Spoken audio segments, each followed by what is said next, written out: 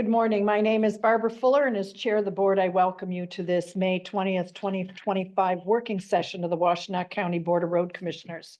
Our office coordinator, Aaron Smith, will describe how our meetings operate, how to access the agenda packet, and how people may participate remotely. Aaron. Thanks, Chair Fuller. There are multiple ways to make public comment during today's working session, whether you're joining us in person or virtually. If you're here in person and would like to make comment, please fill out the sign-in sheet now. If you're joining us virtually, we will ask you to raise your hand at the appropriate time in the agenda. Thank you, Aaron. I now call this May 20th, 2025 working session to order and ask Aaron to call the roll. Chair Barb Fuller. Present. Commissioner Gloria Yamas. Present. Commissioner Joanne McCollum. Present. And then the following directors are in attendance: our Managing Director, Matt Washtenaw, our Director of Engineering and County Highway Engineer, Brett Schlack, our Director of Operations, Adam Leip, and Director of Finance, Dan Ackerman. Thank you. May I have a motion to approve the agenda as presented? So move. Support. Any discussion, additions, deletions, corrections? Seeing none, Aaron, if you would, please. Commissioner Gloria Yamas. Yes. Commissioner Joanne McCollum. Yes. And Commissioner Barb Fuller. Yes, the agenda is approved as presented. We have a robust agenda today for our working session, and at this time, I will turn the meeting over to Managing Director Matt Washtenaw. Thank you, Chair Fuller. First on the agenda is the topic of our properties on M52. The address is 6900 M52 in Sharon Township. I just wanted to provide an update to the board that we, following rejecting bids from the parcels that we had looked to receive bids on. We did receive an unsolicited offer. Thanks. From one of the former bidders, M52 Minerals. I wanted to make you aware, it is significantly higher than the bids received. It was a offer of $3 million. And we are in review of the offer with legal counsel, and we'll be making a recommendation to the board at the next meeting. Just awareness at this point, and happy to answer any questions you may have regarding the unsolicited offer. Joanne very nicely pointed out that I skipped public comment. Oh, very good. We'll go back to that then. Thank you. So, excuse me if I interrupt you for just a minute here. We're returning to item 3, public comment, the time set aside on the agenda to receive comments from the public. This is not intended to be a period for dialogue. Each person will be allotted 3 minutes to address the board, and Aaron will explain how this works. Thanks, Chair Fuller. Since this is a hybrid meeting with both in-person and virtual attendees, we will take turns between those attending in person and virtually. At this time, there is no one in person or virtual that would like to make comment. Thank you, Aaron. Back to you, Matt. Try and keep up. My apologies, I missed that as well. Going back, we did receive this unsolicited offer. Staff and legal counsel are reviewing it. We'll look to make a recommendation to the board at its next meeting. At this time, the short of it is it's $3 million. It does not have a contingency on it. No contingencies? Whereas in the past, that has been a sticking point. So it is a serious offer we're considering, and certainly we'll make a recommendation to the board at the next meeting in June. I would expect that would be an action item, so we could have some discussion about that. Okay. Commissioners, any thoughts or comments? Madam Commissioner Chair? McCollum? Matt, could you refresh me a little bit on this? Is this land that we are? Absolutely. So that it is 2 parcels of land on 52 adjacent to a existing gravel pit. So operated by Wholesome, owned by 52 Minerals. The bid or the bids were received. 52 Minerals was the highest bid of $2 million. We rejected all bids. And now 52 Minerals has come back with an unsolicited offer to purchase the property at $3 million. Okay. So that's where we're at. We're reviewing that. Look to make a recommendation, next meeting. Thank you, Matt. You bet. I would just ask, you're in contact with the township officials so that they're aware that there's a renewed unsolicited offer that's come in? Absolutely, we can Okay. do that. All right. Proceed. All right. All right, next on the agenda, we have a robust HR update where I would like to have Nicole Peterson come on up. She will guide us through this agenda. We've got a lot of topics. We do have a consultant that we're looking to join us for a presentation on the compensation wage study. Are they present, or do we need to give them a little more time? They are present. Natalie is here in the room. Great. So, Nicole, would you like to give it an Sure. intro? Good morning, Nicole Peterson, HR Manager. So we have had this process, we had gone out for RFP last year to conduct a wage study.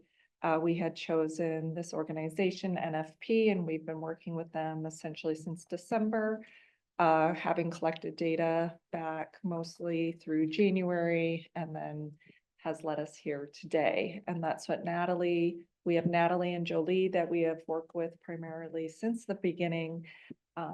It's been a very interactive process. We have felt informed. There's been good communication, and we are pleased with the results. So we'll have Natalie give a review of where we started and where we've ended. Good morning, everyone. Thank you, Nicole. Appreciate the Good morning. introduction. My name is Natalie Spatola. I work with NFP. I'm a total rewards analyst, and I've had the pleasure of working with quite a number of the Washtenaw County Road Commission team members throughout this process. So I have a quick presentation that I'd just love to walk through, if that's okay with you. I don't know what she can see. Yes, go right ahead. Whoever you know. Let's see how this works. Okay, are we able to see the presentation? Yes. Okay, perfect. Okay, so just to kind of walk through what this process looked like, there were 5 key steps that we went through, starting with just gathering the data that we were going to need in order to move forward with this project. So making sure we know which positions we're going to be looking at, have those job descriptions, any type of organization chart, things of that nature. Once we had all of that, we could move into step 2, which is the actual benchmarking piece. So this is where we're taking all of the job description data and comparing it to what's in the market and saying, is this a good match? Is this what these roles are responsible for doing? So that was where a lot of the kind of help came from the Washtenaw County team. Once we confirmed all of that, we created our pay structure. So we didn't want to go anywhere too crazy with it based on what you already had. Luckily, the data aligned pretty well, so there was no drastic changes, but we'll go through that in more detail. As you can see, those first 3 boxes are highlighted together in gray, and that's because at this point we were still looking at the position itself. So we didn't want to look at any of the employees at this point and say, but so-and-so has these extra responsibilities, or so-and-so is such a hard worker. This is just solely based on the job itself. The employee comes in step 4, and that's where we say, like, okay, now we have our pay ranges. Where does each employee fall within that pay range? Who is our highly tenured employees? Who's new to the position? Who is really like a key performer? And then step 5 is kind of where we're at now with the implementation and communication side of things. So just making sure everything goes smoothly for that implementation piece. And then we always like to give the disclaimer that just because we did this doesn't mean everyone would receive a pay adjustment or increase. That always ends up being the hype of, yay, a compensation study is being done. How much money are we going to get? And that's just not the image that we wanted to provide. So step 1 is our data gathering and sharing. So just to give a little context behind the difference between benchmarking versus slotting. So benchmarking are those positions that we say, this might be a key position or a common position throughout different public agencies that we want to make sure we have data for. Versus those that are slotted, where we say, okay, we can pretty much figure out how this fits into the structure without having that data. So maybe we have an accountant and a senior accountant. We wouldn't need data for both of those positions to know that the senior accountant should be slightly above where that accountant role is. So in total, we benchmarked 41 positions made up of both union and non-union roles. As far as data goes, we did ask for job descriptions, organization charts, that approved benchmark slot list. So again, saying which positions are we going to get data for versus which ones can we just slot into that pay structure afterwards.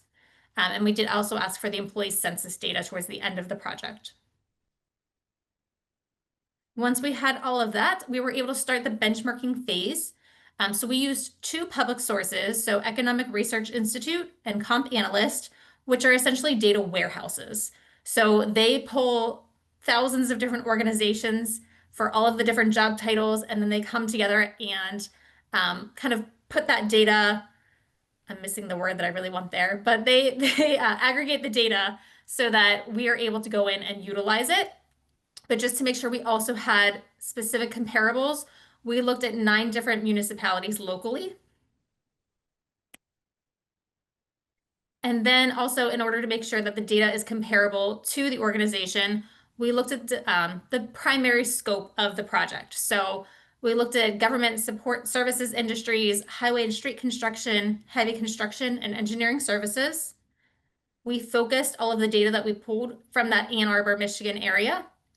And then we had 2 different size indicators. So revenue and operating budget came in right around 75 million, and the full-time equivalent came in at 136. And then each of the data sources that we used, they published their data at different points in time. So just to make sure that all of our data is going to be aligned, we future dated that based on when we started to January 1st of this year.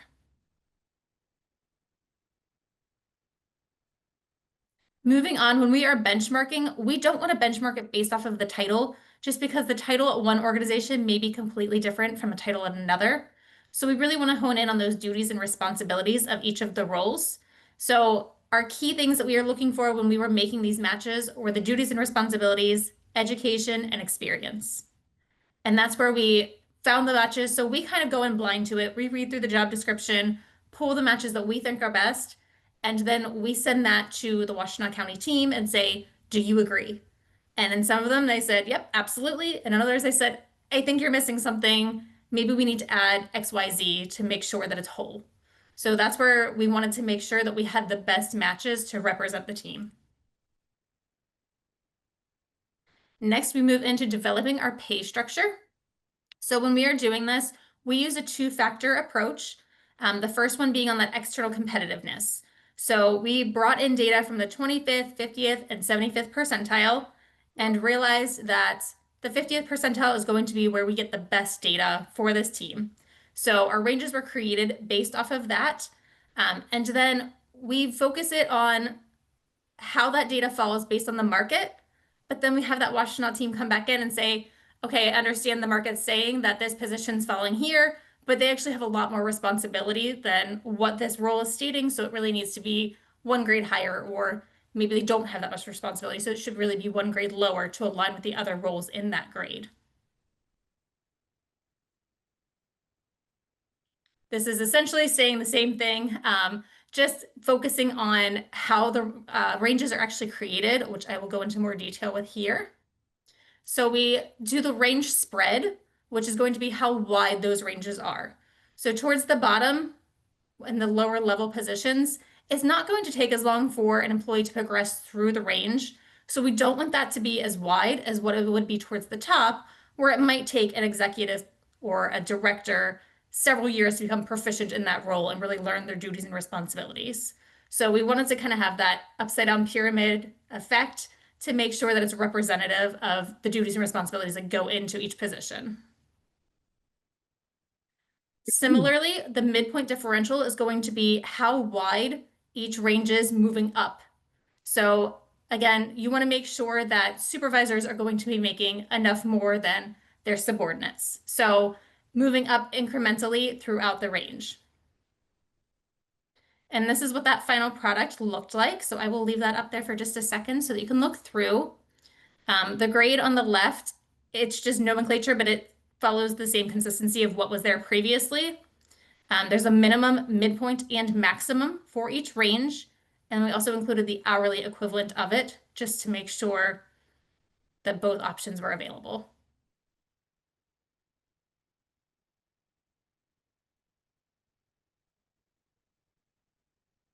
This is also going to be included in the compensation summary report.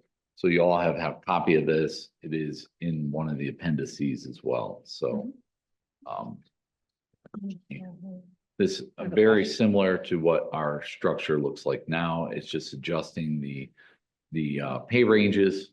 And again, as Natalie indicated, the range spreads has changed as well. Commissioner Yamas? Gloria, did you have a question? I did. So this recommended structure for non-union is the executive level that you're talking about? This is all non-union. All non-union. Okay. And each job is slotted into the pay grades. So, for example, the directors would be pay grade 13 and then, 12. and 12. Okay. And then, below that would be the remainder of the organization. And we have a list in the appendice of the report. The last appendice kind of tells and describes the non-union classification position assignments. Okay. So That is so all the grades and associated positions are listed there. Like a key to this number. The Yes. numbers Yep. on the side. Great. Yep. Okay. Thank you. That's Appendix C. So how is this different than the union scale? It will actually, so there are recommendations for the union as well. And so that is the data that we will be using when we go to negotiations. So this information is defined in the TPOAM contract, We would negotiate. currently. Yeah, so yeah, their wage structure, which was negotiated in the last contract. Right. Is there in their collective bargaining. We did the same process for union positions as we did for non-union. And so with the data that we've received, that is what we will Utilize. disseminate and use when we go to the bargaining table, correct? Yeah, and essentially after this working session, at the end of the day, or tomorrow morning, I'll be distributing the wage compensation study to the entire organization. The non-union portion or all of it? All of the study. So the study itself encompasses both union and non-union. This compensation report will be distributed to the entire workforce so that it's very open and transparent. Okay. And the current contract expires, as I understand it, October 3rd of this year. Correct. Okay. Yep. We'll be talking about that further on in the agenda. Indeed. Natalie, did you have other slides? I just really had one other slide where we talk through, again, bringing in step 4 is where we look at that employee just to say who is maybe newer to the organization or the industry, and they'd likely be placed closer to the lower piece of that pay range. Those that are demonstrating the skill and proficiency of their role are going to be closer to that midpoint, and then our highly tenured are going to be closer to that maximum. And just wrap it up with where we are now, presenting the findings and ensuring that the implementation goes smoothly. Thank you, Natalie. Sure. What we will be doing is bringing forth a recommendation at the next meeting in June on the revised pay structure for non-union. That will be a recommendation to adopt what's being presented today. In addition to that, I'll make a recommendation. So the way non-union works, essentially there's a salary administration program whereby each employee will be reviewed on their anniversary date of being in that position. They do have a performance appraisal. And essentially there's an adjustment made based on that performance appraisal that's on their anniversary. In addition, historically, the board will grant a cost of living increase. We've held off on that cost of living increase for non-union to await the results of the wage study. The wage study, the good news is, over the course of time, the last 3 years, the cost of living increases for the entire organization were 4%, 4%, 4%. So what that did was really catch us up to market, and really our wage structure isn't changing dramatically. I would say there are a few positions that are recommending moving up a pay grade based on market. And that is in the wage study report as well. But the good news is we compare fairly well to the market based on those cost of living increases. So I'm recommending adopting this new pay structure and a cost of living increase for non-union of 1%. Because ultimately we do have pretty good adjustments that we've made over the course of time. And so that's going to be the recommendation I make to the board in the June meeting, first meeting in June. And we'll be looking for action on that. So today we're here kind of talking and want to work through any questions that any folks have. I do. Commissioner, Matt, could you say again, your recommendation is going to be 1% or? Cost, well, For for non- two COLA? parts. So Okay. there's two parts to it. My first recommendation would be to adopt the pay structure as presented. And then the second part would be to adopt to pass a cost of living increase for 1% for non-union. They haven't seen an increase Okay. since April of 2004. So we've held off a little bit just to see the results of this wage study. And now we're comfortable making that recommendation. And the reason why it's lower is because we are seeing that the pay ranges do match market, and we're making that adjustment for this pay structure. No one will see an increase in their paycheck until they go through the performance appraisal. That's why I'm suggesting that we make a recommendation to pass a cost of living increase of 1%, so that in June, everyone would at least get a 1% increase. And then they'll work through the year and be eligible for moving in the range after they get their performance appraisal. Okay, thank you. Yeah, you're welcome. Commissioner McCollum. Yes, I have a question about the presentation, the file on the data gathering. So the employee census data, what does that consist of? What kind of data do you collect for that? So we Commissioner, asked if I for may. essentially employee identifier, so either a ID or a name, date of hire, current salary, and then just department or job title. Okay, So some of the market data for the jobs that we benchmarked were in Appendix A. So Appendix A in the comp study, I don't know if you have that, Tiffany. Okay. I don't see that. So the Appendix A on page 5, Oh, okay. it has the market data No, summary. back up, Back up. back up. Right, You got it? Yep, there you have it. yep, page 5. Okay. So it has the market data. So this is what we looked at as a comparison. And again, we looked at the base 50th for the job titles, and then came NFP made the recommendation on the pay structure. And then after looking at the structure, we then did an analysis on all the employees where they fell within the new pay structure. That fair to say, Natalie and Nicole? Yes, and that was to ensure we don't have anybody that fell below what the current recommended structure is, or anybody that is above. So that's what that data checking was for. Okay.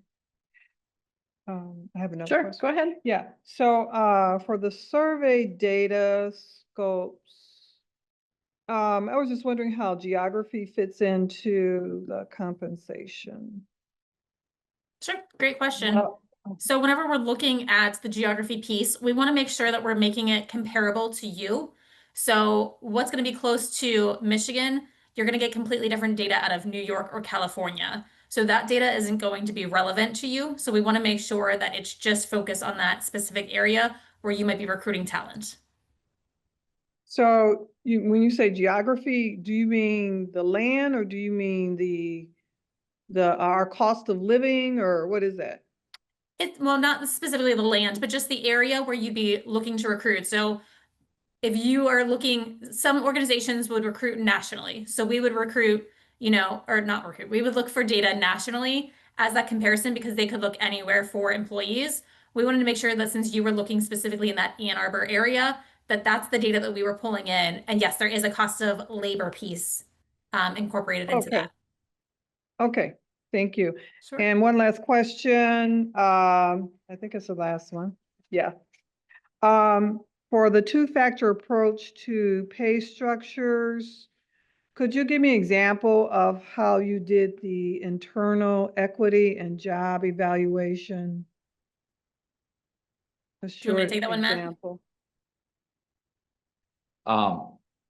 Nicole, do you have an example? So Well, oh, sorry. You understand my question? Maybe you can say. Repeat what you think her question is. I can take that one if you want. So Yeah, just whenever I- we're looking at the two-factor approach, so let's say for the systems analyst, we brought in data, and if you look at that 50th percentile, where is it at? Systems analyst, it came in at just under $48,000 for that midpoint.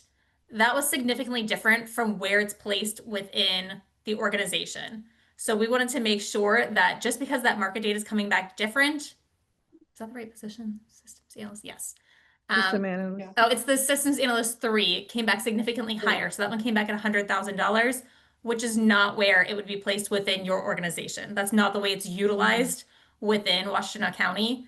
So that's where we made the internal equity decision to place it at a lower grade than what that $100,000 represents. Okay, thanks. That answers my question. Another example is the permit coordinator role. Permit coordinator job description is very specific and unique to road commissions. So when you're trying to benchmark it against a private sector market, that's a very difficult one to do.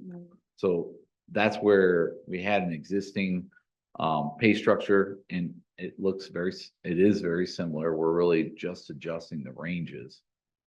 So when you look at equity amongst the employee groups, we feel it's very appropriate, but when compared to the private sector market data, it didn't look right. Right. And it's because it wasn't a good match. So those are the kind of interactions we had with NFP. They'd bring back and say, this is what we found, and then we'd explain, all right, here's how it operates in benchmarks internally. Yeah, I see the notes that you have under observations and recommendations. Yes, Like some of the positions don't really, right.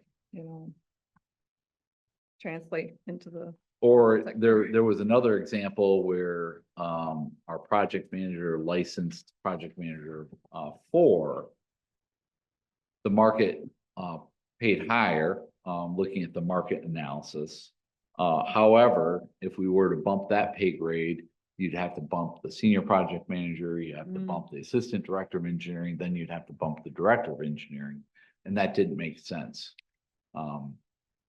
Again, those are the kind of looking at the data, we have to make those kind of decisions on how the pay grades get adjusted, if it warrants adjustment or not. Thank you. I'd also point out, Joanne, on page 2, you ask about the geography. Yeah. What was on there? These were the various municipal units of government that Right. on the left, see the boats here. So, We looked at Gives you a industry, sense. but then we also benchmark like government entities. right, That was an important piece. but we didn't do Orange County, California. Right. Right? I mean, exactly this right. is all, Right. right. Like, for example, we looked at the engineering departments in government agencies, but then we also looked at private sector, what engineering positions in the consulting world as well. Or a good example, heavy truck driver on the union side of things, like there's a difference on whether you're working for government or you're working private sector, and some of the market data reflects that. Okay, Commissioner Yamas? yeah, so when you chose geographically the areas that are on this list, were they comparable to, I think Joanne said that, population scale or workforce scale, let's say the city of Kalamazoo or Kalamazoo County? Were you making comparisons that way geographically or, We did both, as far as like what MTF is for some of the other road agencies. That list is consistent with what we used in the 2018 survey as well. So we tried to stay consistent with that. it was? I guess I was thinking that Kalamazoo County was in the 28. I could be wrong, right? So Kent County is one of the larger comparisons. Kalamazoo, their staff, I believe, is 40, Oh, okay. and they're much smaller. So from an MTF standpoint, we look at the size of the organization and comparably, like Kent has multiple districts, they have Okay. a state contract. They're larger, but they're also located next to Grand Rapids, which we're located next to City of Ann Arbor. So geographically and size-wise, that comparison makes sense. We use places close to home who we often compete with, like the City of Ann Arbor.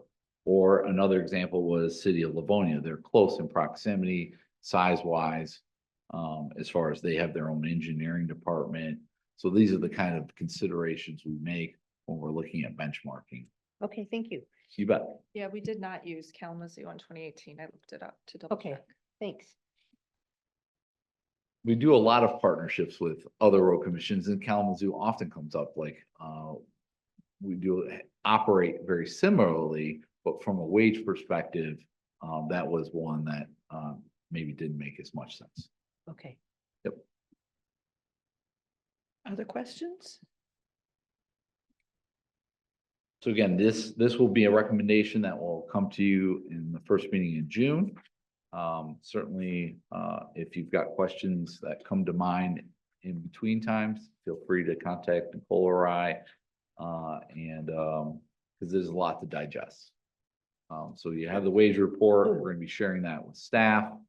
We actually met with non-union yesterday as well, afternoon, to show them the same presentation, so that we're open and transparent with our staff, what we're presenting to the board.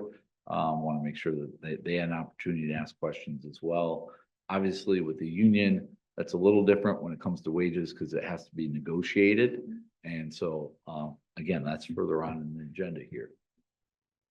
Anything else, Nicole, you want to share? No, it's just, it really has been a pleasure working with you, Natalie. So thank you for everything that you've done, and definitely talk to Megan about what a wonderful job you and Julie did. Yes, this is Thank our you. first experience with the NFP, and it was a very positive one. Great job, Natalie. And to Thank you. It and was your nice team. working with you guys as well. You made it very easy.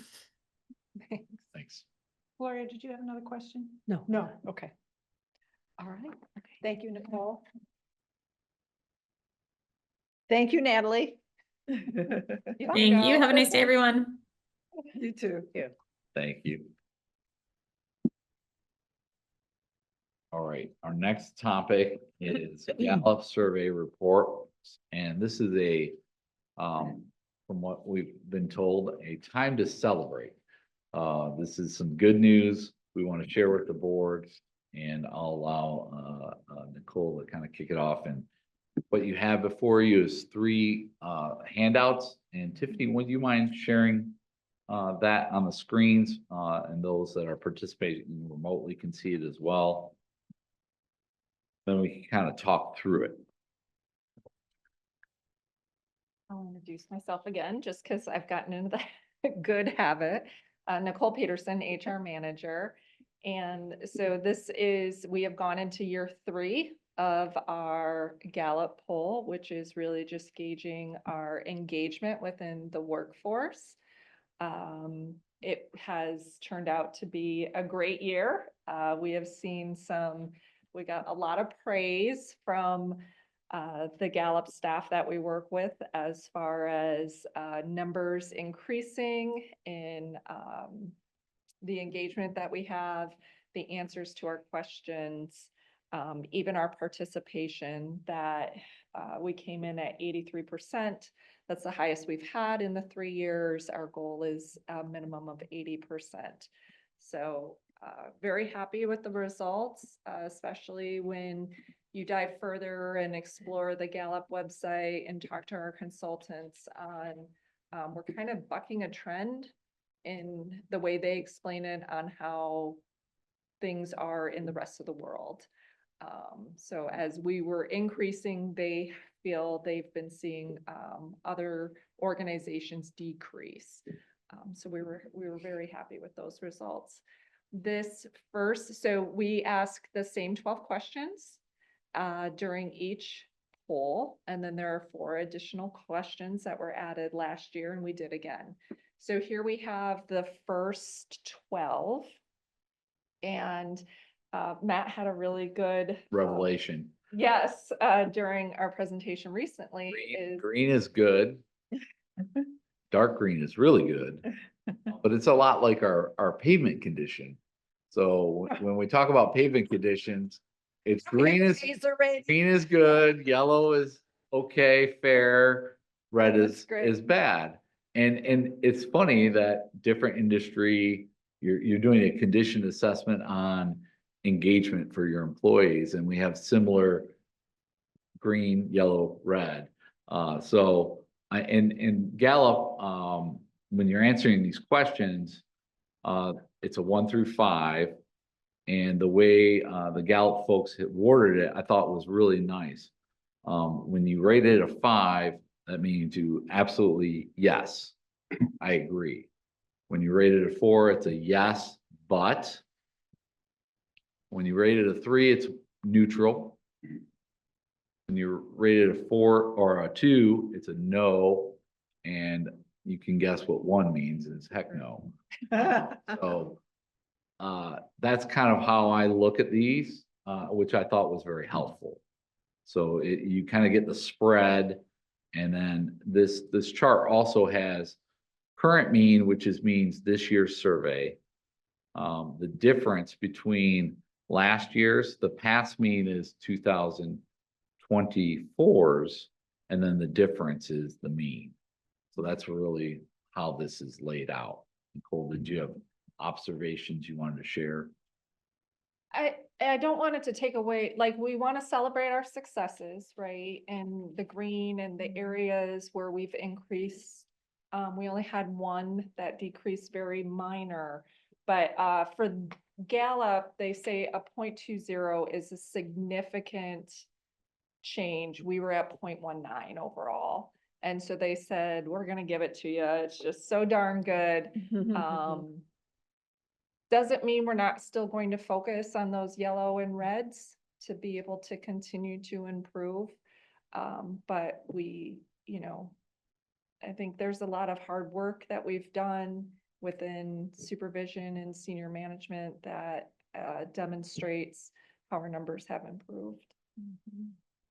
Commissioner Yamas? So the numbers, the size, were 106 employees participated. Is that what that is? Size equals 106? Correct. Okay, so, and then the numbers down here are not in percentages, like 6, 11, 19, like say overall satisfaction, 27 were good, 4 were, 27 was great, right? Those colors, are that the number of people, or is that a percentage? The Those number of numbers? people that, Yeah, number, okay, great, thank you. Do you want to switch to the next slide, please?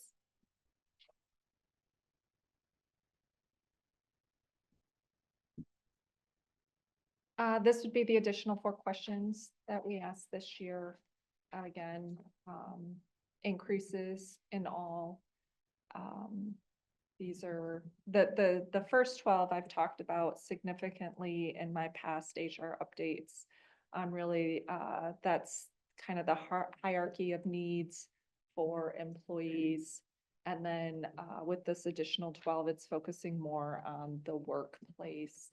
working with our customers and clients and how employees feel we're doing as an organization. And again, if you've got more than 0.2 difference, Gallup recognizes that as a significant improvement in all 5 questions or 4 questions here. You saw significant improvement, which is something to celebrate. So essentially, we're moving folks from the yellow to the green and the lighter green to the dark green, much like our what we try to do.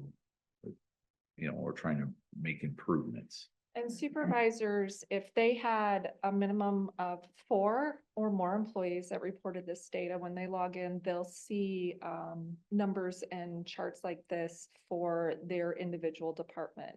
So it has to be 4 or more. Yeah. So someone like myself, where I only have 1 reporting to me right now, I won't get this sort of data. I would see a broader picture, just so that you're not able to identify. Yeah, it's an anonymous survey, and that's the strength of it, right? So folks feel comfortable answering the questions. But to Nicole's point, the department, we can break it up by department, which is great to see. It also, if you have enough people in the survey, you can break it up by team. So, for instance, the district crews or traffic and safety and engineering, you can break it up that way. Excuse me. So the individual managers or supervisors can see where, hey, what do we need to work on? So we just got these results last week, and we'll be meeting with supervisors here Thursday and kind of going through the results with them as well. So just wanted to share the good news here. One more And slide. there is one more slide. So one more slide. I have a question. Yes. So Nicole, when you get into the warmer zones, that's what I'll call them. Is there an opportunity for expansion on what that number means? So if I give a 2 rating, do I then have an opportunity to say why? No, there's no comments. No comments. Okay. No. And, I was gonna say the increase in participation, what we believe may have helped is everyone has an email address. So we're able to email it out. They were receiving the reminders that Gallup has automatically set, and it just sends reminders to those that haven't completed it. Previous years, they would have had to scan a QR code to participate or have it sent to their personal email address. So I think that was just another help for us in gathering the feedback. Did you have a question? I do. So on the employment engagement item levels. Wait, so you're moving on to the next slide? No, this slide. Oh, okay. Still the. First one. Do you want to go First back to the first one? Can you go back to the first one, Tiffany? I just have questions about the strongly agree is 27, agree is 44 in the first one. What does the yellow mean and the orange? The red I know is like, nah. So Those were the numbers 1, 2, 3, 4, 5. So like Matt started the conversation with, 5 would be like absolutely definite. The milder green is the 4, a yes, but the neutral is the yellow. So Okay. that would be if you scored it as a 3. And Okay, then a 2 and then a 1 would Okay. be strongly disagree, that bright red. If you look at the top with the color coding. so yellow is basically no opinion, right? I'm just neutral on the issue. Neutral, Yeah. yeah. Okay, Eh. okay. That's it. Meh. All right. Eh, Yeah. Meh. All righty, Good. good, thank you. Okay. And just again, the last slide, Tiffany, if you would mind. Yep. The circle, right? That's what we Yes. want. You just have to go to page 3. Yep. Perfect. Thank you. So here, yep, just another way of looking at the data. We're able to see the last 3 years or the total 3 years that we've completed this. and even scoring us against local government. We have scored higher, mostly in our engaged population. So they give you an overall score of engagement. This is really, in looking at totality of the survey. And, again, great results. You can see in 24 where we were, 36 in the green, 45 in the yellow, and 19 in the red. And so, much improved. And then we benchmark against, other like entities, that Gallup has in their database. Gloria, did you have a question? Oh, no. Oh, you were just rolling your pen. Just Okay. rolling my pen. Yeah. I need a break after we get done with this. Okay, I just didn't want to overlook, and sometimes my peripheral vision. Yes. Question, on the circle graph, I guess it's called, you've got the engagement index, you've got 41 not engaged, and then the red is actively disengaged, which Means what? totals 54 to the 46 of, I don't understand. The 41 would, I would take that back to the yellow and kind of mild green. Okay, From the other pages. because it So says I would take it percent from- not engaged. Yes, that- I would say that that's that neutral territory. Okay. I was stuck on the word engagement. Right. To me, that means they didn't participate and it didn't. Okay. Anything? I think this is great. It's. We're very showing pleased. So- engagement. Yeah. Yeah, I so mean, we'll be meeting with supervisors, then ultimately, we're gonna send some of the overall organization's report. Last year, we sent the overall organization and then also gave a department, report card to folks. And then, the next step would be for supervisors to meet with their crews and to kind of talk through, are there issues? Why do you think we scored this way? What do we need to work on? Those are the kind of feedback conversations that, we'll look to have in the coming weeks and months. Yeah, and credit to, even operations talking about how they've done it in past years where maybe they'll pull two foremen that scored high on one of the questions and one that didn't score well and have like a roundtable discussion on who's doing what right, how, things that they can implement and working through everyone's scores to share ideas and put together action plans for moving forward. Any indication of why we've seen this improvement? I mean, can you articulate, Nicole, what you think we've done differently or we've added? I mean, it seems like there's a bit of a culture shift here. Is it? We definitely went through a lot of change through a period. Yes, we did. If you think about when we started this, we were coming out of COVID. Mhm.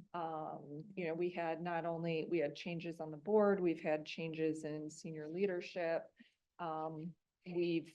I think it's a demonstration of even through those times, all of the efforts that were put forth. So it's just a catch up of, even from when Cheryl was here on the additional communication and growing our communications team and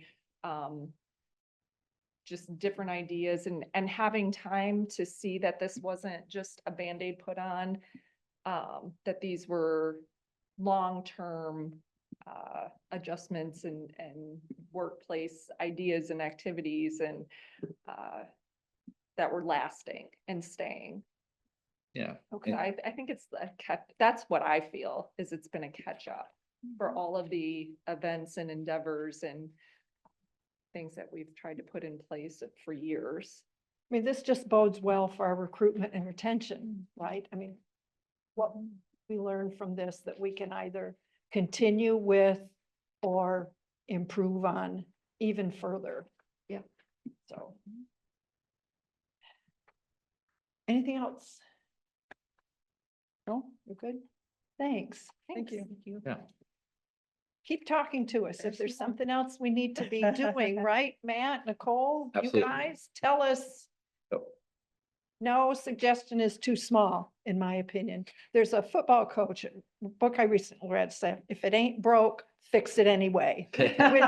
Which is, you can always Got do it. better, Keep- always do better. Right. My concern is we're like, oh, we're at 3.5, we're good, we're done. No. Thank you. If I might suggest, a brief break, Sure. Yeah. we can also take a look No, at. we lost Gloria. Okay. Yes, yeah, Certainly. I would appreciate it. Thank Sure, you. we're taking a break if we can come back about 10 o'clock. Let's see Alright. how that works. Thank you. All right.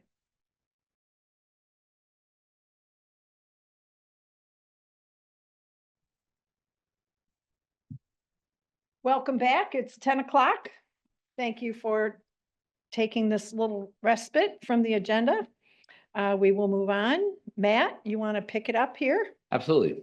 Thank you, Chair. So next we have our review of revised policy prohibiting, well, we changed the name of it. Let me look for my sheet so I don't say it wrong. Actually, I'll turn it over to Nicole and she'll give us the It's correct not, the policy. proposed title is Workplace Harassment and Discrimination Thank you. Prevention. I Thank found my you. sheet. Oh. Yeah, so we have a revision. Start talking and you'd find it, Matt. Exactly. Yeah, So, Always happens. this was distributed to you for review, and I want to first thank Commissioner Yamas. Lori had given some thoughtful comments. We can certainly talk that through that, but I'll allow Nicole to present kind of why we were looking at that and the changes that's been made. Obviously, it's good to look at employment policies on a regular basis. This policy did get reviewed. It was looked at by legal counsel as well. But if this is a discussion, so that's why we're presenting this at the working session, so we can also get your input on the draft policies. Yeah. But I will turn it over to Nicole. Thank you, Matt. Nicole Peterson, HR manager. We consistently just go through all of our policies on try to be a regular basis. And this one had come up as time on wanting to have a new set of eyes, take a look at it. So we did have Ryan Fantuzzi when he was back in late December.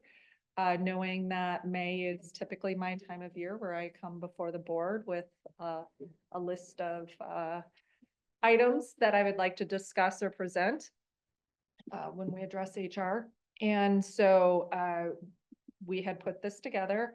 Now, this is the policy. We also do have a procedure that's in place that we work from as well for employees when if a complaint or an issue arises. But we're bringing before the board the policy to discuss. And yes, we did receive some comments from Commissioner Yamas, but and I know she was, I believe, hoping that they would have been written into the policy, but I didn't want to take directive from just one commissioner. I wanted to have a discussion with everyone so that we were all on the same page. Great. Okay. At some point, will you be bringing the procedure to our attention as well, or do you? It doesn't need board policy. If you'd like to see it, I can provide it. Just because it's a procedure, it's a Okay. policy that I need the Right. resolutions for, but I can absolutely make that available as Because well. I know when we dealt with responsible contractor language, we had a policy change and then procedural adjustments as well. They Yes. were companion decisions, for lack of a better word. Yeah, So, I can share that document. okay, that would be great. Commissioner Yamas, did you want to speak to your comments that you shared with us? I do. I wanted to know, were there any changes to this policy at all? Wording, you said you updated it, you didn't update it. I didn't see any changes to this particular policy. I don't- That is, you The know, one that was sent, besides my comments, you said you made some changes to this or no? It's remained the same as what it was? it's No. different than the policy we currently have on file and record. How is it different? So I had Legal hoped it- counsel went through it. They updated all of the individual based reasons in that first paragraph. We refer to everyone in it as he, her, they, or them. It's really kind of reformatted. The policy of September 20th of 2016, yes, is the one that we have Last adopted. now. It's the current policy. Right, Right. right. And I can share that with you, Gloria, if you haven't found it. Well, I have this one that they provided, I had looked at the old That's one. Proposed new one. Yeah, This so is the older one. Yeah, so you have that's the older one. I don't have the older one. So I was hoping the proposed new one, you would have some highlights to what is different in here. Because what I was proposing, I'd like to give this to you anyway, so people can have a copy of it. I think I have your Do you have email. my email? Do you have a copy of my email? Do you want a copy of my email? If you have an extra one. So, I made one proposal that looks like it had been rejected, right? Or we're gonna have discussion about it. So my recommendation is around the confidentiality portion of this policy, Mhm. which I feel needs to be updated. And I gave my reasons, but I will read my reasons here, again. So that would be page 4. Page For those following along. Okay. Yeah. On page 4 of the policy, there's a Yeah. confidentiality section. And Okay. That's of the proposed revised policy, Correct, page correct. 4 of the Yes. proposal. Right. Okay, so the confidentiality, as the proposed reads, the WCRC cannot guarantee confidentiality upon receipt of a complaint and harassment. And this is the sentence that I have issue with, and that's because, while factually accurate, the phrasing may have an unintended effect of discouraging individuals from coming forward, which I believe it does. And it conveys an overly cautious legal procedure without affirming the organization's ethical responsibility and safeguard the sensitive information whenever possible. And I believe we have that here, but I don't think it reflects in this particular policy. So I know that I want to note that the proposal states WCRC begins with WCRC is committed to protecting the confidentiality of individuals involved in a harassment complaint to the greatest extent possible. Information related to the case will be shared only with those who have legitimate need to know and will be kept private as permitted by law.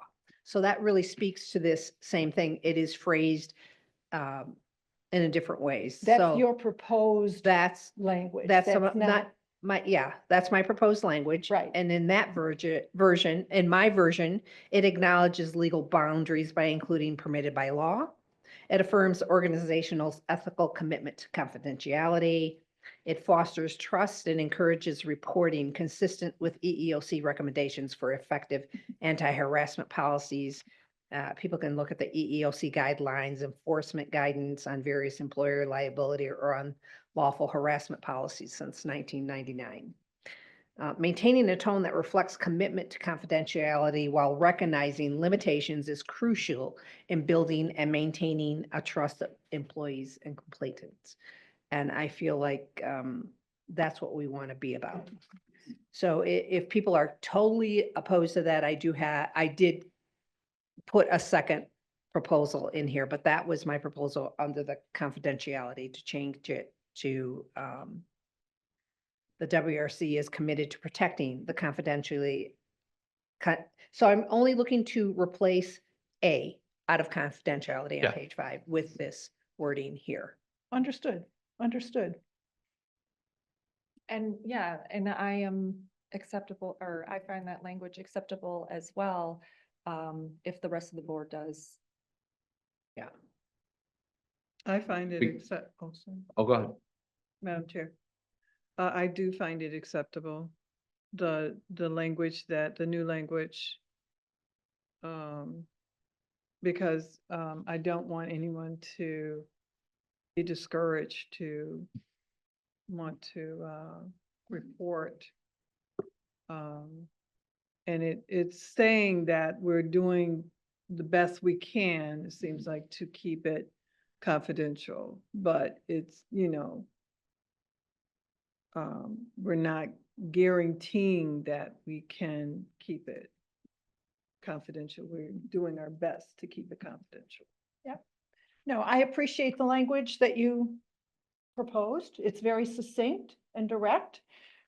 I have no objections to making that adjustment before it comes to the board for a decision. I would assume what, June 3rd? Yes. Yep, we'll Is- look to, we'll make that change to A Yeah, and swap that language out. okay, I think that's a great edit, and we can, we'll circulate the revised copy and then propose it for adoption. an action item on June 3rd. Yep. Great, That's thank you so agreeable much. to all. Yes. okay. Oh, Yeah, I want to thank Commissioner Yamas for bringing this to our attention. Thank you. all right. Anything further on that point? No, Okay, thank you. moving on to the negotiating team, Matt? Yes, so, as we've talked, we do have, some work to do with our T-phone contract expiring in October. Leave it to Nicole, to introduce this item. We're excited to start those discussions. We exchanged information already, and Nicole, why don't you go ahead? I won't steal your thunder. So we have been in contact and have gotten things started with TPOAM to commence negotiations. We have exchanged our financials and given everything that has been requested of us. The next step, after we meet with you in the closed session today and gain some direction and guidance, I will be reaching out to get dates on the calendar. So still continue our goal of having this completed prior to expiration. And I'll go over that in the closed session. I think we can talk about, though, our proposed team. Yes, So, our team and what's on the agenda for Yeah. this afternoon, actually. Okay. So who's on the team, Nicole? So we would like Adam Lape, Director of Operations, Joe Urban, our legal counsel, and myself, Nicole Peterson, the HR manager. Joe Lake, that's his. Urban, Urban, Joe Urban. He's our new labor attorney. okay. He's scheduled to be here at 10:30. 10:30. He is running across town from.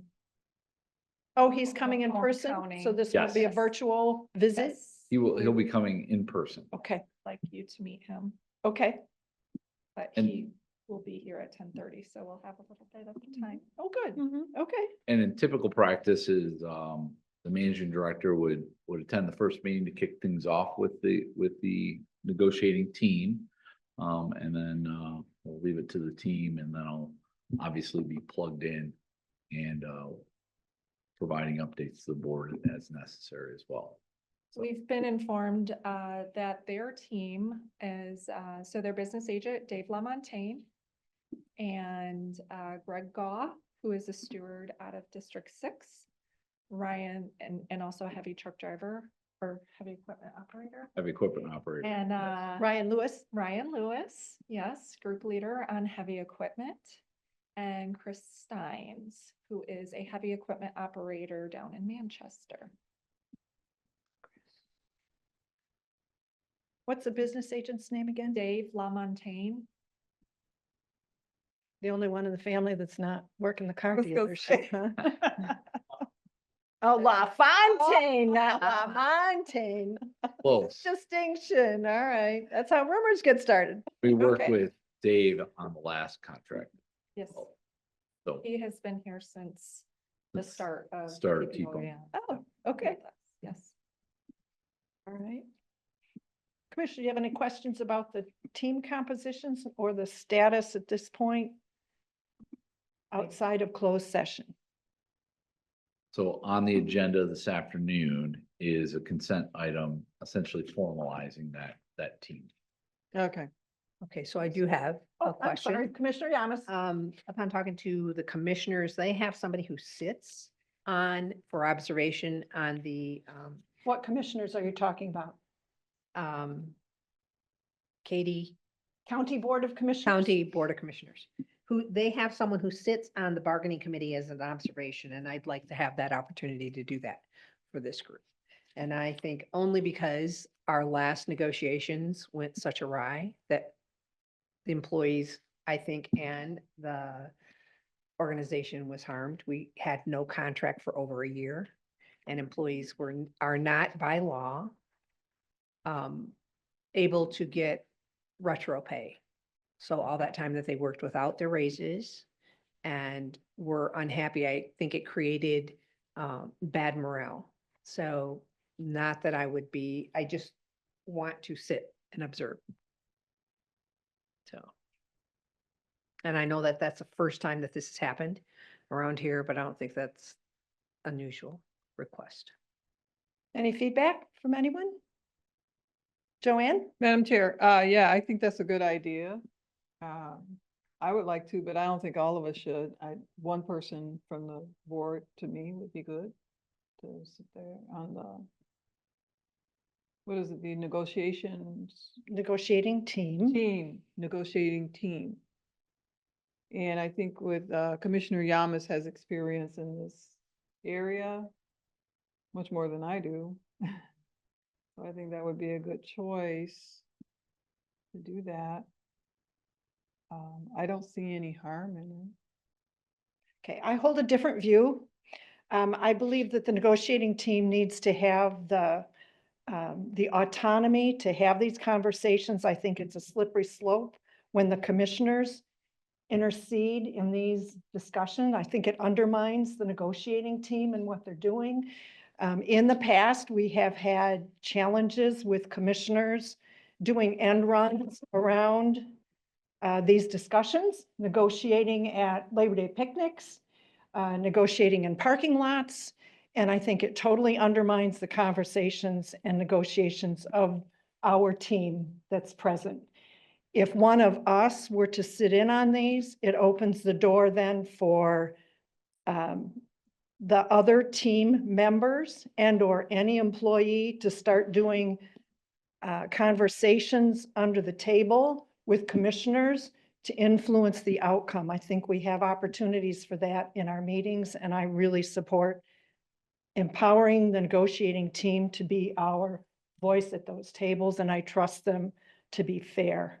I won't speak to your thoughts about why things went awry. I don't remember that being discussed in open session and wonder how those conversations actually occurred and why. But again, I believe we identify a team to negotiate on our behalf, and I support continuing that empowerment. My discussions happened with Cheryl, so I guess they could happen here when we discussed what happened, how it went, how she ended up on that team when she initially was not on that team. And Oh. we do have a new team this year, and that was one of the strategic reasons we have new labor council. Okay. Okay. Oh, Yeah, Madam 'cause Chair? that was some of my concern was also our legal counsel. We Yes. are, There Yes. were some personalities so on there that is team. a that new might have- director of operations that will be at the table, and there is new labor council that will be at the table. Well, I think in my opinion, I think if you, it would be nice if you wanted to come, and I'm not making a decision here, it's not my place to make that decision, Uh-huh. but to the opening statements, like when Matt is there to show your support. And, if there were any statements or anything that you wanted to make, I could see that absolutely being favorable on both sides. yeah. Just a minute, Commissioner McCollum. Yeah, I was going to say, with some of the concerns that you said about having a commissioner Mhm. there, that maybe there could be some guidelines, because it does sound like some of the things you were saying that that wasn't helpful what particular commissioners did with the team. So maybe some guidelines, like Nicole was saying, if she's there or that person's there, listening, support, make some statements, but beyond that, you know, not around the table, under the table, or whatever. Right, I don't think that's appropriate either. right. But just some guidelines of, okay, this is what you do here in the team to help both sides.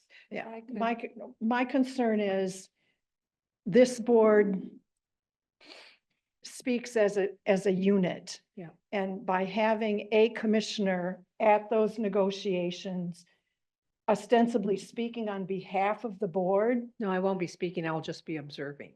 uh, Just observing, because I think what happened last time, and I think Cheryl was able to fix that, and like you said, you have a whole new team, is there wasn't enough transparency with the board. I feel even in closed conversations until we started asking some specific questions about what was happening, how come it was happening.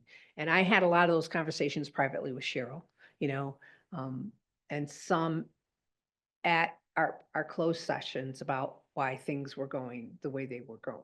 And my experience was not, was abnormal for what was, you know, what Cheryl was reporting to me, which I won't discuss right now. You know, those were private conversations. But it's only and you do have a new team. I mean, we could reserve that, you know, but I'm hoping to have more transparency than what was happening last time. And I know that Matt will be overseeing, you'll be reporting to Matt, right? And reporting to us when we have questions, but that's my concern about, and it's not, when I asked Katie about it, they do assign somebody just to observe, not to be in the negotiation portions of it, because I think that would be inappropriate to be negotiating as the board, but observations. And I don't know what challenges they had, but that's something that they do. Well, I think At the they have county 10 or commissioners. 13 bargaining units too at the county. Yeah.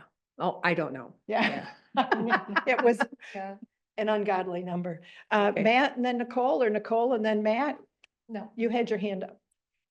No, it's passed. Matt? Thoughts? Interesting suggestion. I had not considered that. One, I would say, one of the reasons that I won't partake in every meeting, because oftentimes you're talking about proposals, and sometimes it's good. I think I heard the word insulated, right? At some point, it's good as proposals are being considered that they can then say, we're gonna talk with Matt about that. Because it does take time. If there's a proposal, for instance, I'm sure there'll be some discussions on call-in procedures or seniority, or you name the topic. You do have to be thoughtful in responses. And that allows for the team to have some time to consider and then make recommendations and have that discussion throughout that process. That's why I won't attend every meeting, because it does get into the day-to-day operations, which obviously that isn't something that the board needs to be involved with, the day-to-day operations. I would agree. My goal would be more transparency with the board on how things are going and if we're not making good progress. Because the goal absolutely is to have a contract in place prior to the expiration. And there was a lot to be learned from last time. And we are definitely with the mindset we're doing it differently. So, and I also would like to hear our labor attorney's thoughts on that. Just to get, hey, he's worked with a lot of different municipalities, the pros, the cons, and then let the board come to some determination on that. Did you have additional comments? No. No? Mm-mm. You're good? Yes. Okay, Joanne? I'm good. Okay. I have nothing further at this point. Okay. The right words. Yeah. Are we ready? I think we are ready to go into closed session for the Okay. items listed under closed session on the agenda. B. So At this time, I'd entertain a motion to begin our scheduled closed session under Section 8C of the Open Meetings Act to discuss the TPOAM contract negotiations and the TPOAM contract. So move. Support. Karen, if you would, please. Commissioner Gloria Yamas, Yes. Commissioner Joanne McCollum, Yes. and Commissioner Bart Fuller. Yes. We are now in closed session. Do you want to read your? Did So- he? So for our virtual participants, if you're not a road commissioner or a designated staff member, our communications manager will now move you to a virtual waiting room. If you'd like to be returned to the open session of this meeting, once we have completed closed session, please remain in the waiting room. She'll readmit you once the closed session has been completed. For our in-person attendees, we would have them exit the boardroom until the closed session has been completed. Okay, we are in closed session. Are we going upstairs? We are not. We are not. We're going to Oh. stay put. Okay.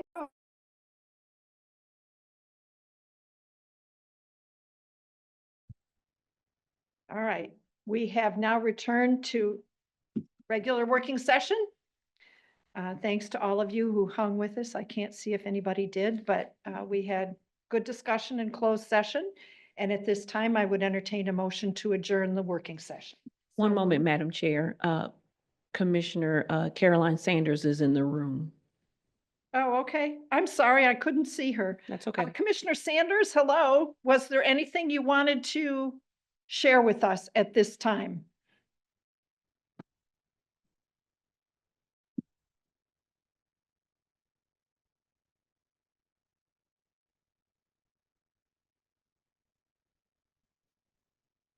What's your recommendation? Proceed? All right. I think we're at Aaron, please call the roll. I do need a motion. Oh, I thought we did. So move. I don't know if I got a support. Did I get a support? Support. Okay. All right. Commissioner Gloria Yamas. Yes. Commissioner Joanne McCollum. Yes. And Commissioner Bart Fuller. Yes. Our working session is adjourned. Thank you, everyone. See you at 1 o'clock for our regular meeting.